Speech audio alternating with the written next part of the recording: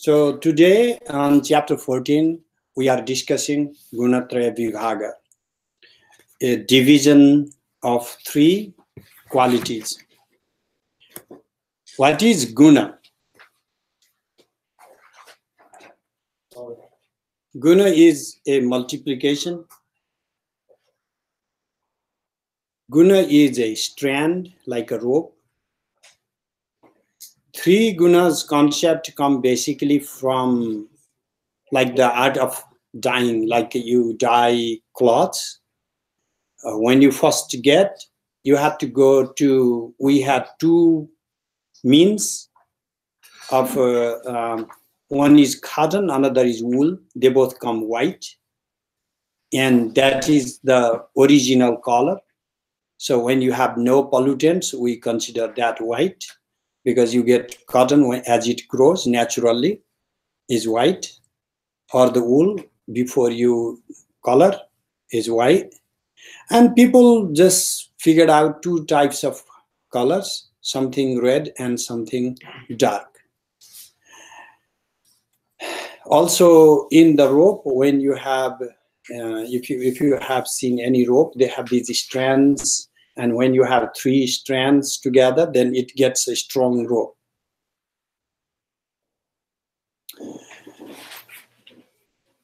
Guna is a sequence. Guna is like in modern world, you can almost interpret guna in the genetics sense. It has its own laws of permutation. Guna is the basic thing that always goes forward into differentiation. Every single differentiation in the world is constituted by this primordial essence. We are naming that Prakriti. What is Prakriti? Prakrishtena karoti iti Prakriti, that which makes things happen. We really do not know what that is. You can call that goddess, or it's just naming. We are only calling that there is a procreative force. Prakriti do not make a metaphysics out of it. Do not make a divinity out of it. Just go to the word Prakriti. Prakrishtena karoti iti Prakriti. That which makes excellent job. So that is Prakriti. What is that Prakriti like? In its nature, we are translating Prakriti as nature. That's a lot of Prakriti now we interpret is as nature, in the sense not even like a natural state, but nature in the ecological state, like a nature, like mountains and rivers and forest as Prakriti.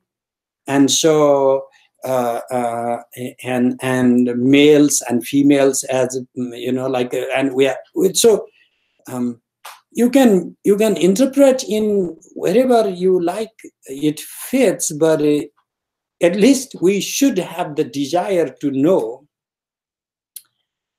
what the original concept as such is. So there is this creative tendency. That's all Prakriti means. Mama yonir mahat brahma tasmin garbham dadamyaham sambhava sarvbhutanam tato bhavati bharata. If we can understand this, we would get a new system of biology. And we have failed to understand the depth of this particular verse, and therefore we are kind of sort of really not understanding Hindu philosophy of biology. There is this God and created, and you are number one. It's very easy to make a genesis out of it. This is not a genesis story. There is this driving tendency towards differentiation. That guna is always coming in some sort of imbalance.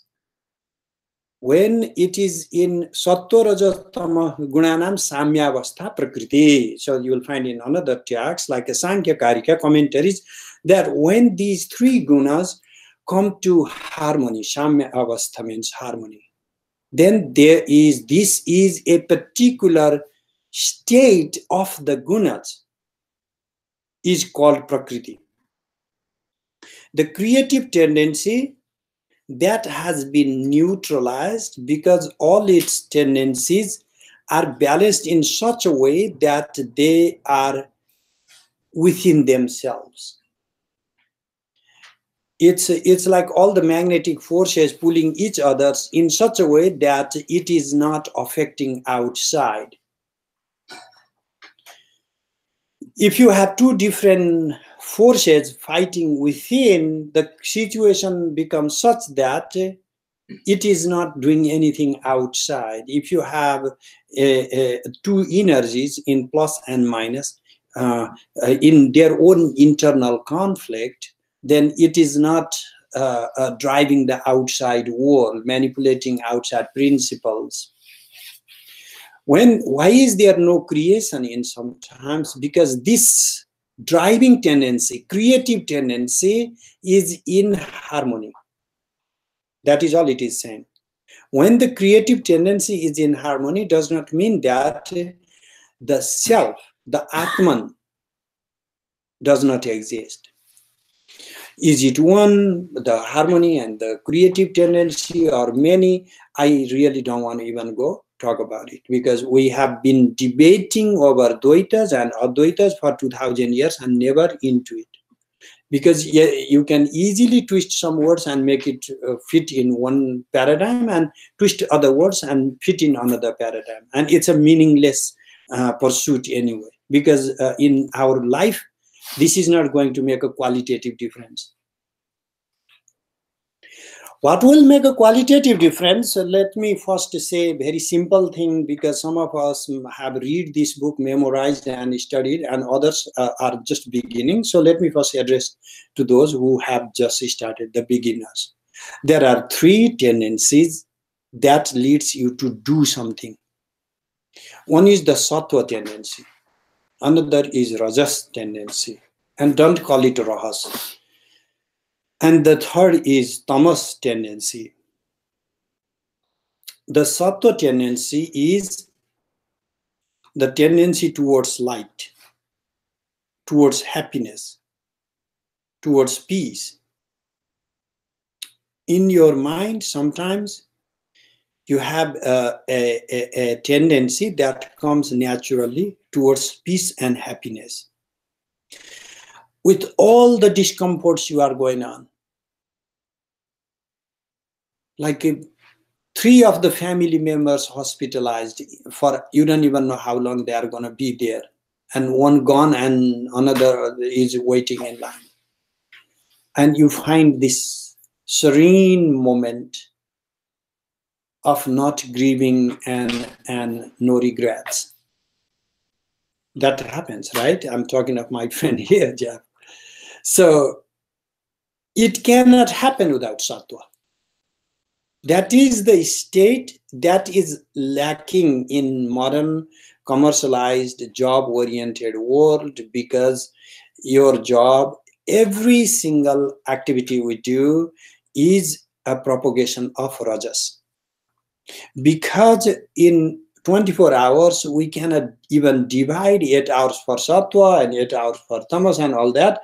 So the whole work ethics demands rajas constantly. There's a tiny bit of sattva always dominated by rajas. And that is why it leads us to frustration and to quarrel and the fight and depression and all those things. It's purely and simply based on imbalance of the gunas, because our lifestyle is neither balancing the gunas. Remotely, we do not even have time to think about pure sattva. When there is pure sattva, you are in this euphoric, blissful moment that you would be like a flying paper plane when you are like 10 years old and jumping up in your bed and screaming in giggling. Like how many of you didn't have that single moment for a whole week, you know? So that is like we are lacking sattva guna, and that real pure sattva is not even happening for a moment for many people, even for in a whole week. How can we create our lifestyle in such a way that we can have a 8 hours of sattva guna every day? Is it even possible? Can we even think like that? So that is number one. What to take from Bhagavad Gita conversation? We can memorize the book, and then immediately we cannot make changes. So if your food, like in American food culture, modern food awareness is about measuring protein. Do you even know whether you do those works that require that much protein? And I don't see anybody drinking well or even drinking, so I can't talk about it. But you do know that drinking actually cultivates tamas for as long as it is affecting, and when it is gone and the moment you are longing for it, it starts stimulating rajas.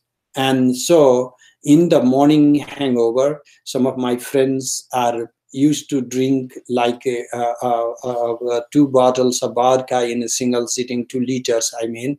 And so I do know, at least based on observation, now, I don't have a subjective knowledge on that, but I can see from observation, they feel horrible the next day. So this is the lack of gunas.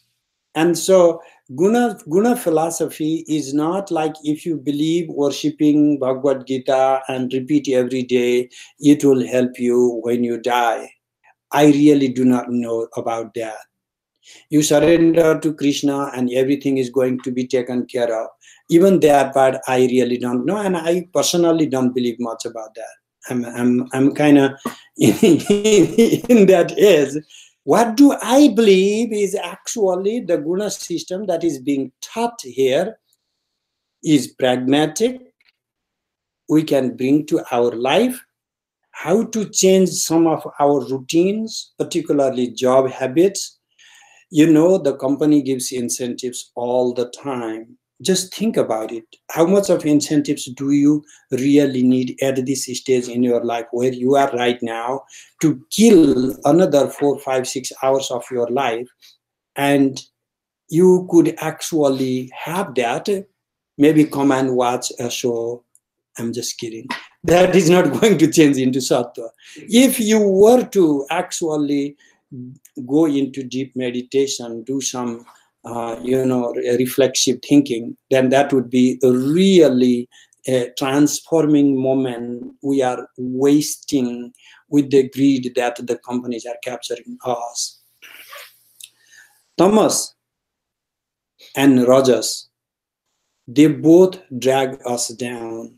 With the rajas, the surge of, I'm summarizing everything, with the surge of rajas, we remain in sort of a way that we do not progress, we do not digress either. But with tamas, it takes us down towards darkness. What is the symptom of darkness? Just evaluate yourself. If you are more peaceful and kind and harmless person a year ago and today, you are always the judge of yourself. And today, when somebody is being beaten in the street and your heart says, okay, maybe he deserved it, and then you can see how demonic energy has captured you, how dark forces have taken you. This is the dark force. There is no another, Satan dark force. I don't believe in that. Tamas is the dark force, the dark tendency that is within us and always trying to. This is yin and yang. In India, you go to China, you have these two energies always creating a balance. And in India, just add one more. Okay, so but they are constantly, there is the sattva inside rajas and tamas inside sattva and rajas inside tamas. So it's a make it a very complex picture where in yin and yang there is yang inside yin and yin inside yang. But now in sattva you have also rajas and tamas. In rajas you have sattva and tamas. In tamas, because nobody is completely tamas. Even a rock, a piece of rock, has tiny bit, infinitely small amount of some sattva, because you cannot completely separate, isolate gunas and have a lack of gunas in the tripartite world of gunas. So everything has some type of sattva, rajas, tamas tendencies, and these tendencies are constantly in fight. And the fight you see in your mind is the fight of these gunas. This is the guna playing the drama on top of the self. You are the observer. You are watching the show, but you are manipulated by the gunas because they make you do things that you tomorrow regret. Or what if tomorrow you don't regret? Okay, well, you are gone too far even to feel any regrets towards things you should be embarrassed about. How can I change habit? How can I cultivate sattva? So there are these positive thoughts. These positive thoughts of compassion, for example. A compassion starts curing our cruelty or our violence from our mind, and that soul compassion. A compassion is a very difficult task. Why it is difficult? It's like a forgiving, you know. You don't go and say, oh, teacher, thank you, I forgive you. I mean, that's rude, you know. So why would you need to forgive a teacher? Oh, dad, thank you, I forgive you for giving me $1,000. Okay, that's strange. You need, when you forgive, it means somebody has hurt you, somebody has harmed you. You forgive the people who need forgiving. So either you have to erase the concept, the idea of forgiving, you know, or the only time you can forgive is those people who have acted against you. So that forgiveness is a great yoga. It doesn't matter where it comes from, every culture has forgiveness. Okay, there is no culture that lacks forgiveness, but every human being lacks forgiveness at one point. Everybody, including me, we missed sometimes the opportunity when we should have forgiven. Why should I have forgiven? Okay, you don't forgive. Does that mean that that will somehow result in him losing his business or something? Like, because your mind has not forgiven the person, it's not going to make a difference, you know. And only thing that will make a difference is the quality of sattva in your personal life decreases. The amount of tamas in your personal life increases. You create your own hell for you to live in. You live in this nightmare, quagmire, a darkness, and then you in the beginning feel okay to walk through those darkness because it's a new thing and new experiences are always interesting. And you know what? You would not find a way out. You would not see the door of light. And then you go down the road of your life. Great many people who could have achieved great many things in life end up ruining the quality, not just of their life, but the people around them, their family, their fathers, mothers, parents, children, you know, whoever they are. The increase of tamas, the increase of rajas. What does rajas do? Rajas makes you a monkey. That's what it does. Means monkey is a metaphor for shakiness, restlessness, and Hanuman is not a monkey in that sense. So he's like the only guy who sits in proper meditation. So, you know, it's like the quiet person. So it's a mind, you know, constantly driven towards objects, driven towards goal oriented. I am not goal oriented. I'm so scattered. Okay, like that is all rajas doing.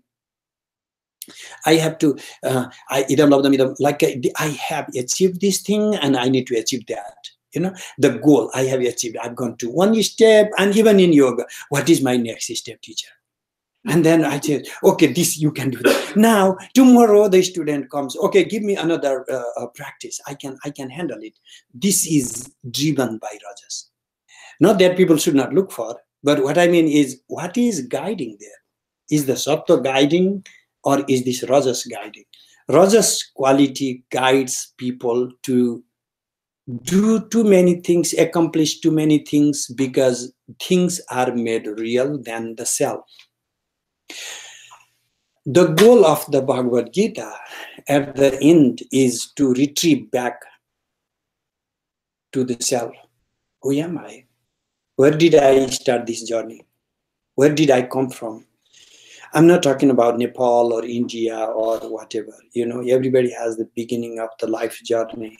What hurt you so much that you are here? What was the initial damage? What was the initial block of clutter in your heart that pierced your chest so much that you are running this show in this quagmire, in this way, in this particular mode of time?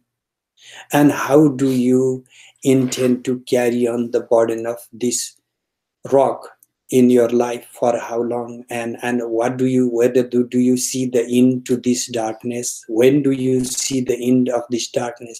When do you expect yourself to go back to when you were like 12 and when you had no story to tell? You were just yourself. Your story is not a being a man or a woman story. Your story is not being a Hindu or a Buddhist story. Your story is written in the pure canvas. And why did you write this particular story, this particular narrative? What is the driving force in you that drives you so mad that in the dark of the night you wake up and you start planning? What is there to achieve? Because the modern life, we have always plans. I want to get a promotion. I want to be a professor. I want to publish more. These are the steps. I'm not preaching you. I'm telling you also my story, you know. And then what we forget, it's okay, because this is normal, you know. It's a normal life story of everybody. But what is not okay is to completely forget the fact that I am the author of this story. I could have written any of my stories of my life. And this story has become so real to me that now the snares of this story tie so closely that I cannot even get out of the story that I wrote myself, and now I'm trapped. All of us are trapped of our own stories. The most powerful thing in life is the story you tell about yourself, of who you are. And you give your keys to that story. Now story has to unlock your heart. You are lost. And going beyond guna is going beyond the narratives you have been telling about yourself. Going beyond guna does not necessarily confirm duality. I really don't care. Because we are suffering in the world, and this philosophy is teaching us how to get beyond our suffering, our real life suffering. And that is what Krishna is interested in teaching us, that we as humans have these qualities, our own driving forces. When I translate guna as a quality, it does not exhaust the sense. It's a driving tendency, a driving force within me, that what drives me to do things. What is driving you to come this evening here? What was your expectation to spend your time here instead of doing so many other amazing things? And one day you just decide, I'm not going to go there anymore. What is the driving force right now?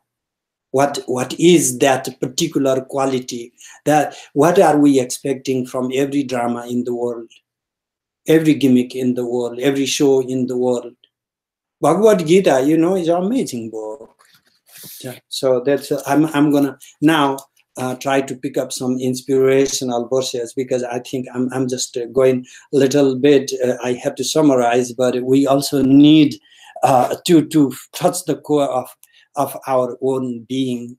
Sometimes we need to feel the book and just read translations, because these books are to be felt, to be experienced, and not just to be intellectualized. I've written footnotes, so many footnotes in my life.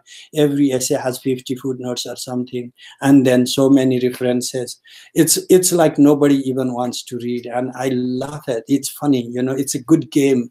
But I understand that it's a game, though, but sometimes we forget it's a game, and then that is a problem in life. When you get a promotion, my dear friend, you become a full president of the organization or something, and then what happens? The Glanir Babati, how did you get this, uncle? Okay, good, great. Yeah, so anyway, Mama Yonir Mahatma, that's where people get confused. Why is it Brahman, is being called Yoni, and then Lord Krishna, conceives in this Brahman, and some people made big philosophy based on that understanding. The words did not mean the same way when they were written. In Sanskrit, we have this thing called etymology, vyutpatti, morphology. You break down the words from verbal roots, prefixes, suffixes. And in the beginning, when Sanskrit was alive is also alive today, but what I mean is when it was vibrant in its first breath, the words were not just rooted in some remote memories. And so grammar was living.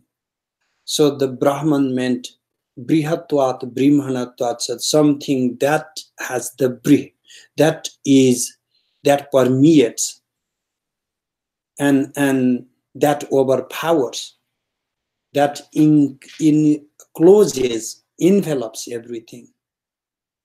That is the all-conceiving Prakriti. That all-conceiving Prakriti is the creative tendency, my creative, what is he saying? Krishna is saying, my creative tendency is the all-permeating, all-enveloping tendencies. And what does it happen? I conceive myself within that. And then all the entities, Buddhas, living beings, tat srishtva tadeva anupravishat. Now, because reading Bhagavad Gita requires you also go back to Upanishads when things get a little messy. And in the Upanishad, it says that tat srishtva, having created that, the very Brahman enters, penetrates within that. So tasmin garbham dadhamya means like I myself come through my own Prakriti, my own tendencies, the like I have the creative forces. Let's forget this book. Practice in your everyday life. You are sitting in a completely composed, peaceful state. Now, you have your Prakriti, your Raja, let's say Raja Prakriti. A tendency to act because an ant is biting your ear bad, like one ant just went crawl, you are sitting in meditation and it's just hurting you. For a minute you think, okay, I have to meditate, and the second minute you think, let me pretend at least, and third minute you snap, that you have this tendency to snap out. First, the Sambhava Sarvabhutana. It is not just how the creation happens. It's about how your mind walks out of its own comfort zone. That system is called epistemology. how we engage our mind to experience the world, that is also guided by our Prakriti. We constitute reality based on what particular Prakriti I have. A very common example is of a beautiful, all the examples are about beautiful women. In Shastras, Pandits are amazing, you know. So this is one beautiful woman walking by, and then there is this guy who is lustful, and he looks at her and, oh my gosh, I should just follow her a bit.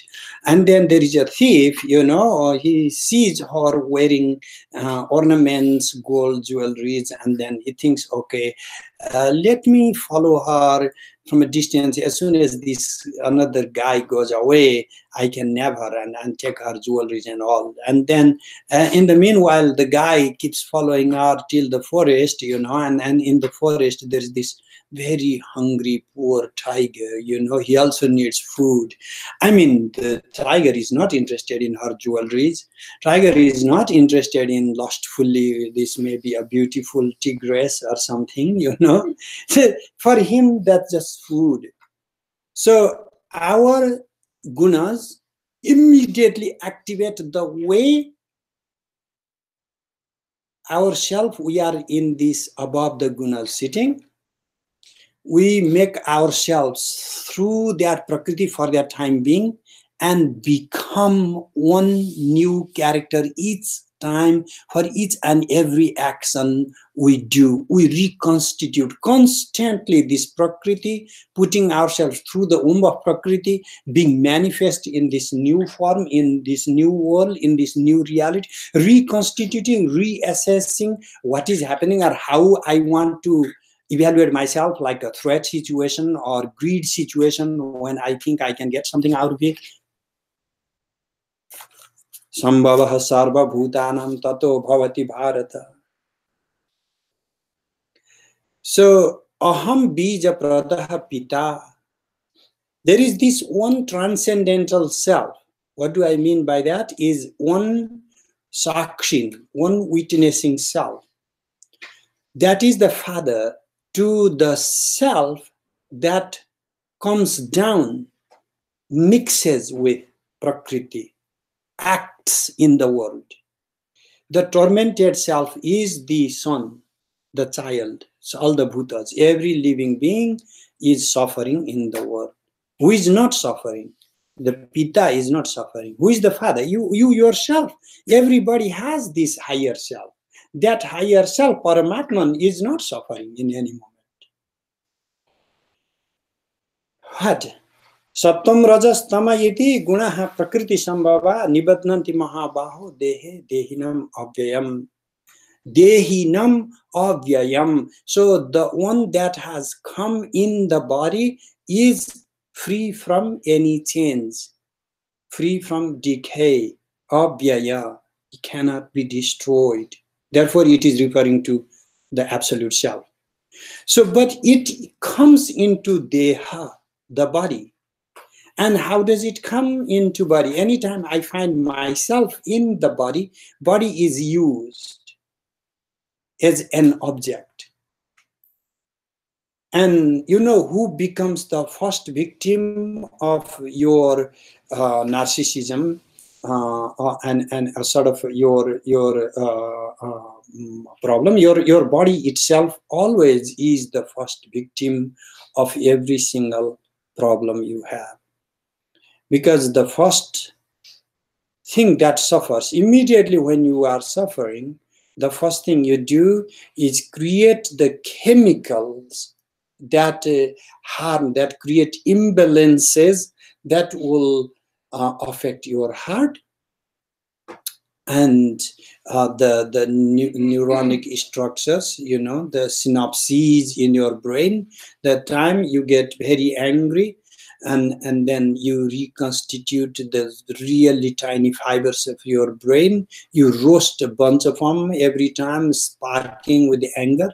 And then that is what it is saying. Nibadnanti, that tie. These gunas are tying us, in the sense that first dehe, in the body, the first pain, the first suffering is who is suffering.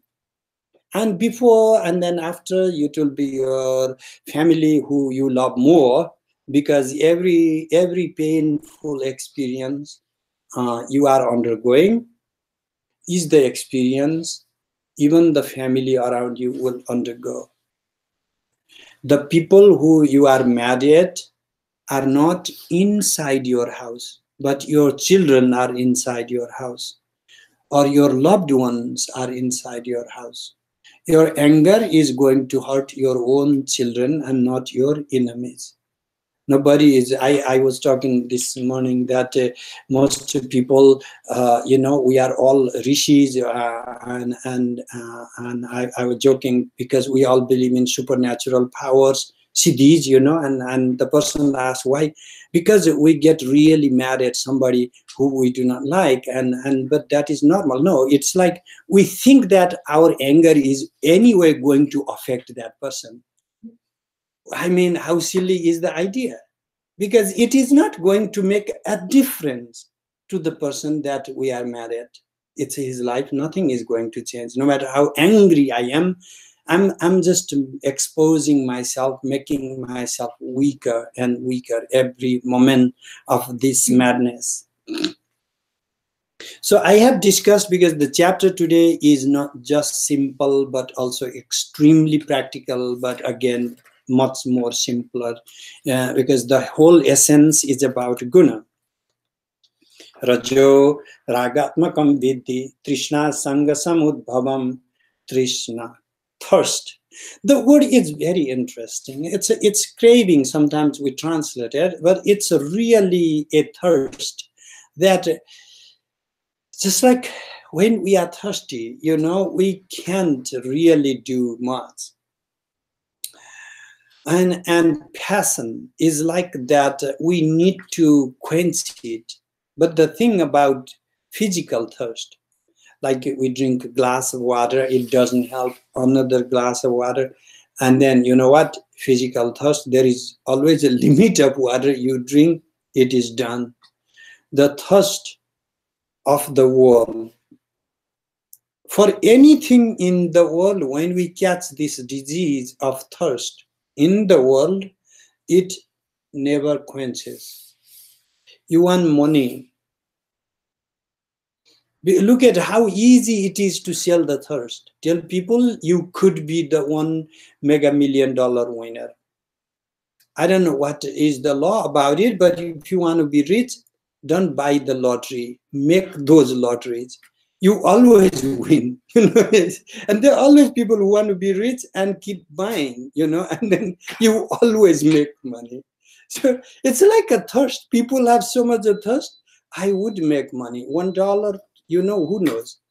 And millions of people thinking that it's just another dollar. Let me put one more dollar. Every single thing that we thought we have achieved in life ends up just thirst.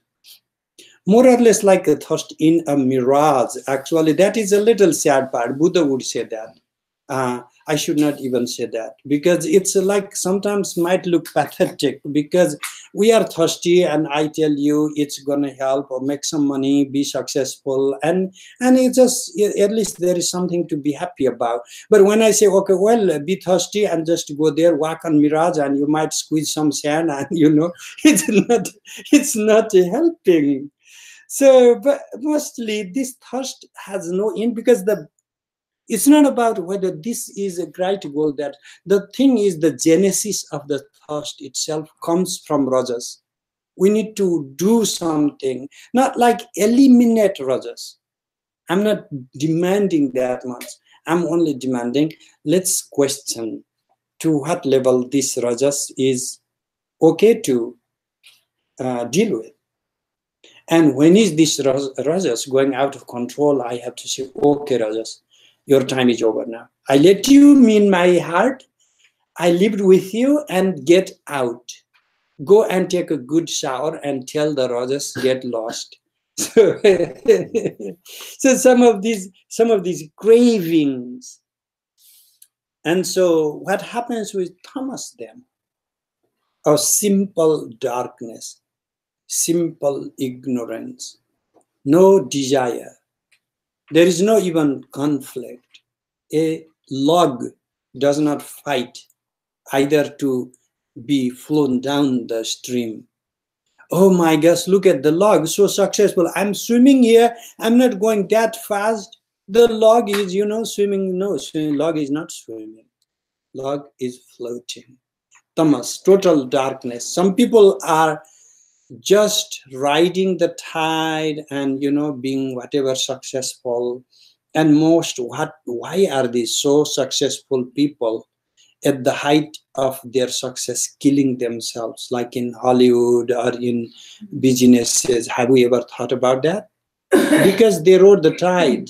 It was not because they earned those things by reflexively thinking about those successes. So it says about, when do I know when I have progressed with these gunas? When you can see light in you. Light is a metaphor too. When you see light, you have this brightness, clear your chest, happiness naturally coming. And also lightness means like the opposite of heaviness.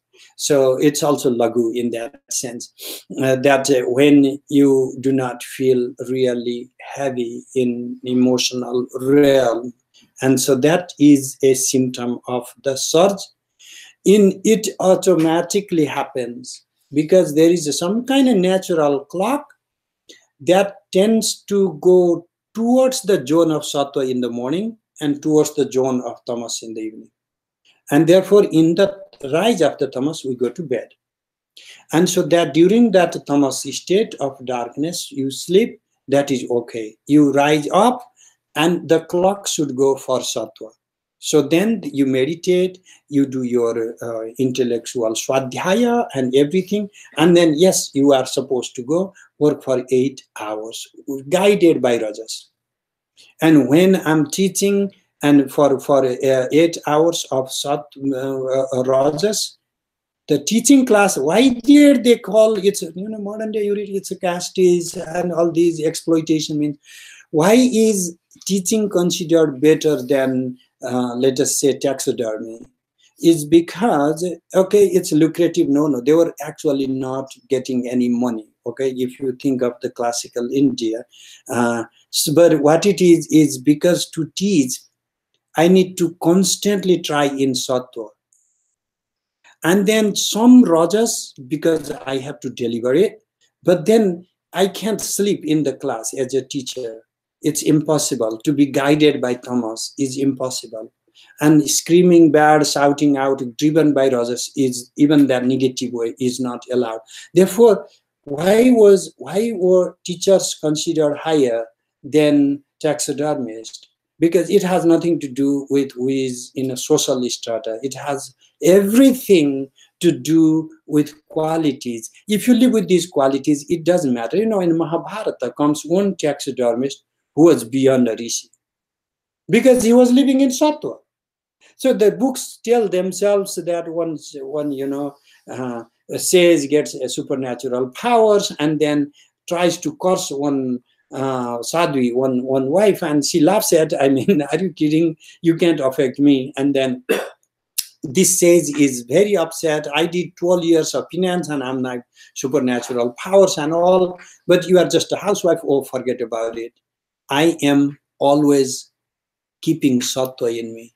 You have this arrogance of being a hermit, being a rishi and everything, And then how can I learn? Okay, I don't teach it. You have to go to my teacher. And she sends him to her teacher. You know what? Knocks the door inside. There is a taxidermist, really chopping off flesh, separating. This guy is very offended. He has this arrogance. I'm like, I come from high caste and I'm, you know what? That's bullshit. It has no significance. It can have a significance in social stratification, not in spiritual stratification. This man has lived in absolute pure sattva. I know that is difficult. So anyway, going back to teaching, and then like now you can analyze why people should shift a job. Sometimes if you are at a critical moment, you want a new job. What is the reason behind you want a new job? Okay, that job gives me $10,000 more. Anybody would say not taking that job is stupid, except for me. Because is that job going to give you more sattva time or not? If that job is going to be, do you even know what the colleagues are like and what type of conversation is going to happen in that environment and how your mind will be reconstituted? No. You know, the type of people you hang out with, you are going to be one of them.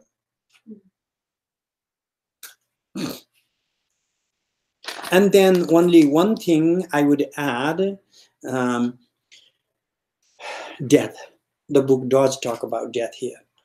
Of course, nobody, I mean, my students in the class, they're young too, you know, and of course, nobody is old enough to think about death. Nobody.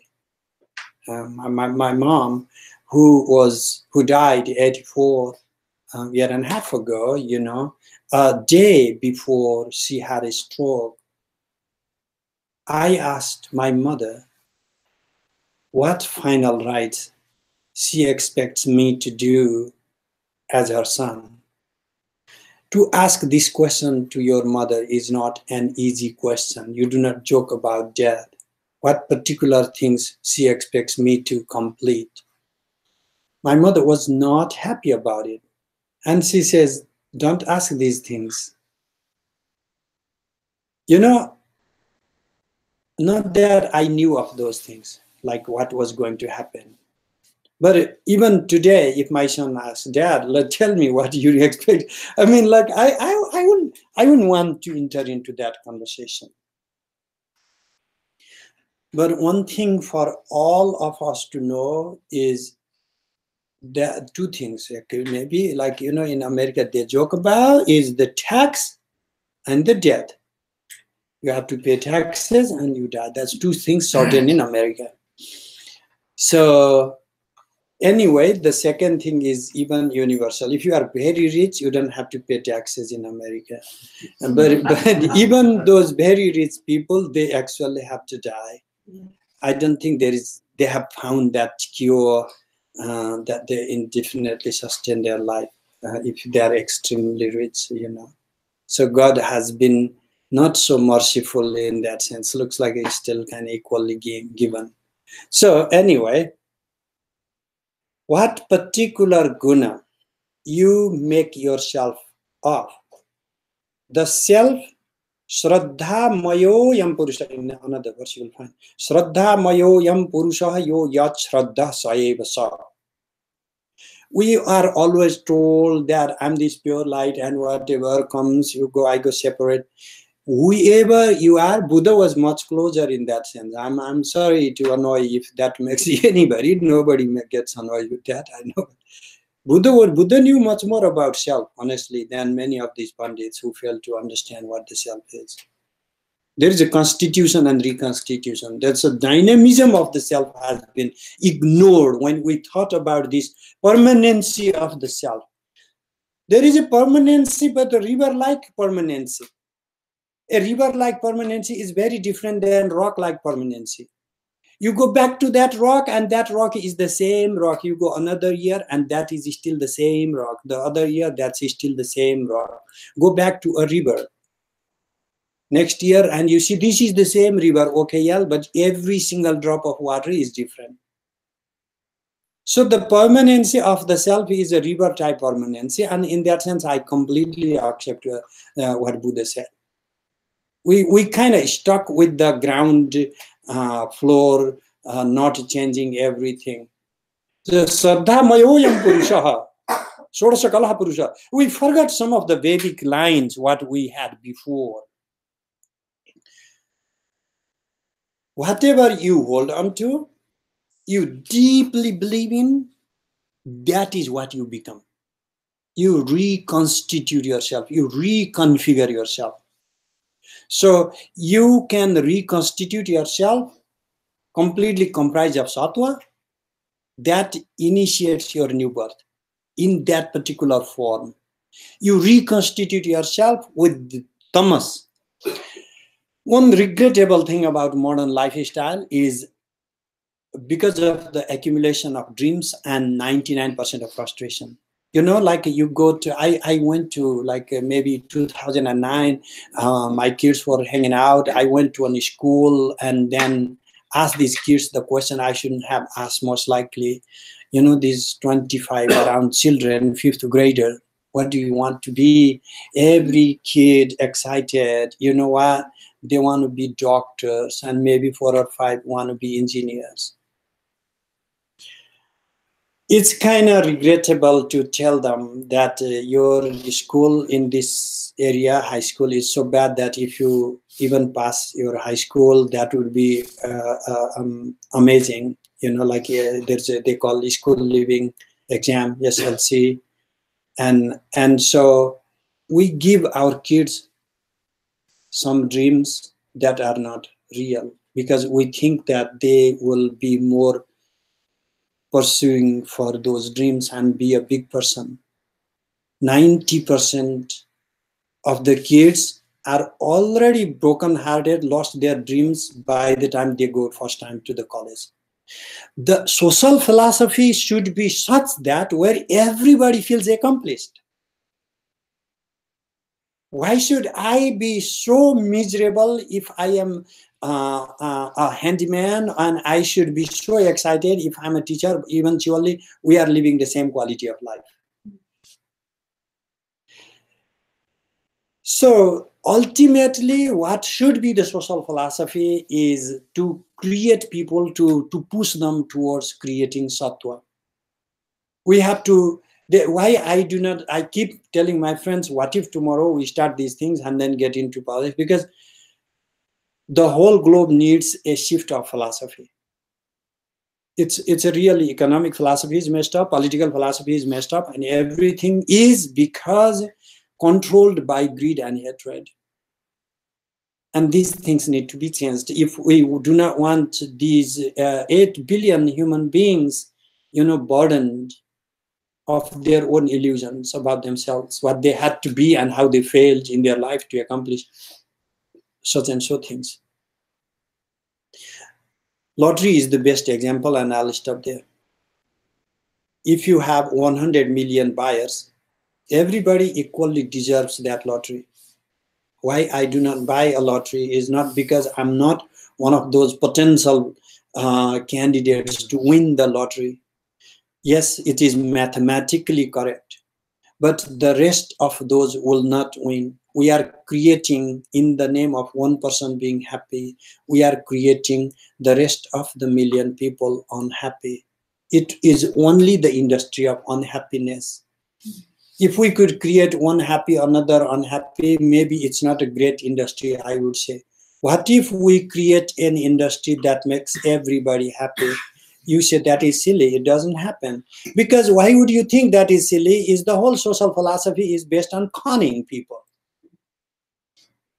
to take advantage of people's weakness.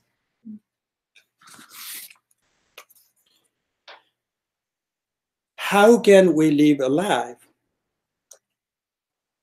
No dveshti sampravrittani, no nivrittani kangshati. Envy. Why do we need to have so much of envy? Udasina vadasina gunariyo na vichar lete. Why can't I be neutral to driving forces? Do I have driving forces? Do I have the tamas? Do I have rajas?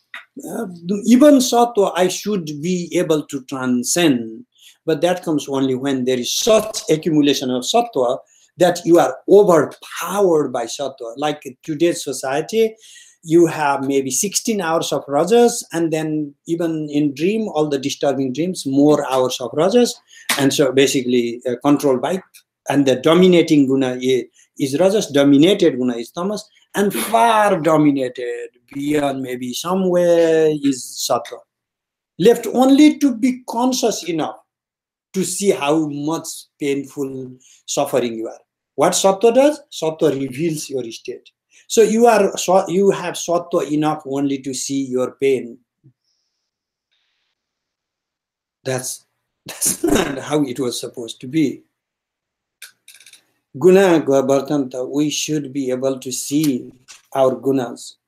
Sama dukkha sukha, swastha sama loshta smakanchana. Is sort of indifference in which sama dukkha sukha, American philosophy is pursuit of happiness. They are meal. My kids tell me that you need to know American philosophy. Pursuit of happiness. How do you become happy in America? Black Friday is coming, that's how you get happy. One very nice friend, I would not mention that because I have to still live in this community tomorrow, insisted me. I met him after a week and he forced something on me. I told him I don't need it. He says, I bought 4 of these things. And the thing he forced on me was so useless. I did not want to offend when somebody is giving with good heart. I took it and I put it in my car and I thought about bringing up to house or putting in a garage or something, for 1 month it was in the trunk and after a month it went to the recycle. Because I'm not telling you the name. There was no use. I couldn't even donate it to someone else. I could and ruin his life. I mean, because it is not going to improve any quality in his life. It's a really silly, stupid thing. I'm not telling what it was.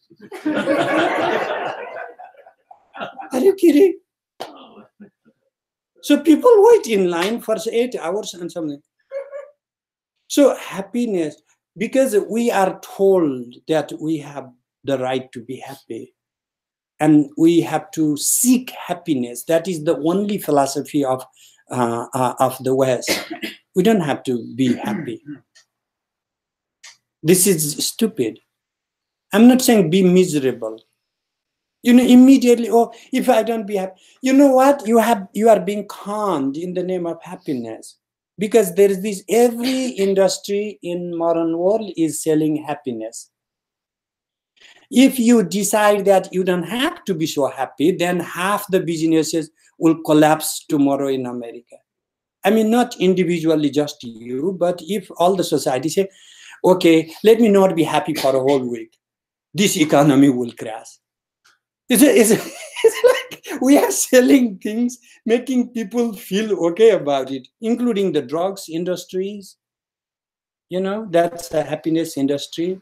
And all these gimmicks and shows and everything, theaters and now you go to further up, Necessity is one thing, and then beyond the necessity, happiness, to purchase. We are told that we can purchase happiness. That is why sama dukkha sukha. Krishna says, I should be neutral to sukha, and that is not going to apply. Therefore, I had to add commentary on that. Because otherwise, dukkha, be neutral to dukkha, everybody knows. Be neutral to sukha, nobody wants to be neutral to sukha. Tulya priya priya dhiras, tulya ninda atma samstuti. Well, somebody is abusing you. You know what? It is easy to be indifferent when somebody is abusing you. Because if you are a good yoga practicing guy, then you come and say, you made a mistake. I say, oh yeah, sorry about that. It's easier to remain neutral when somebody is abusing you than to remain neutral when someone comes and starts praising, oh, you are such an amazing professor. I'm like, oh yeah. So this is like a toxic, like compliments this culture. Like imagine, like when I was growing up as a kid, I don't know, maybe one time, maybe sometimes that might happen. I don't want to just say never, ever. We don't get compliments from our parents. My teacher beat me with bamboo sticks for whenever I made mistakes, but never said, wow, you did a great job, you learned it. No, that's not like a praise. Praising is not necessary in this, like in today's culture. you boost the ego of the person. By the time the guy hits 18, he is so narcissistic. He believes he is a single responsible person in the world to change everything. He starts fixing the world. Because he's never told that he is one tiny part of 8 billion. His position, his size is never taught by his parents because they feel he's exceptional.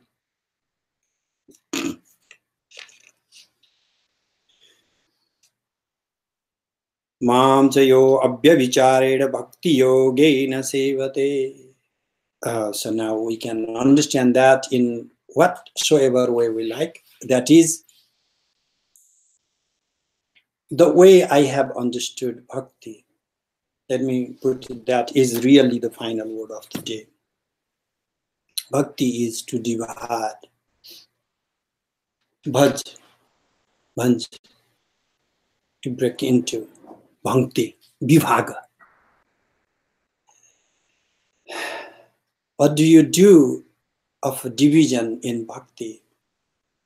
This single being, you divide as the worshipped and the worshipper. When you recognize oneness, that is yoga, unity. When you see the division, that one singular entity is being recognized as two, it becomes bhakti and yoga. Yoga is to unite, bhakti is to divide. How do you divide? You divide by seeing God as different from you. You divide by seeing a higher self as if separated from you. And how do you divide so you can see yourself in the higher form, or the higher form can see your lower form, so that there can be a constant conversation between the higher self and the lower self. So because ultimately at the end of the day, the teacher that is always there with you is yourself, as the higher self, telling your lower self, come on, you are better than this. You can do better than this. Constantly when you are tempted or you feel greedy about something, you are very angry and violent, and you tell yourself, no, come on, you can do better than this. That is the higher self talking to your lower self. That is the yoga. That is the ultimate way to conquer these gunas. Om Purnamadaha Purnamidam Purnat Purnamudachyate Purnasya Purnamadaya Purnamevavashishyate. Om Shanti Shanti Shanti.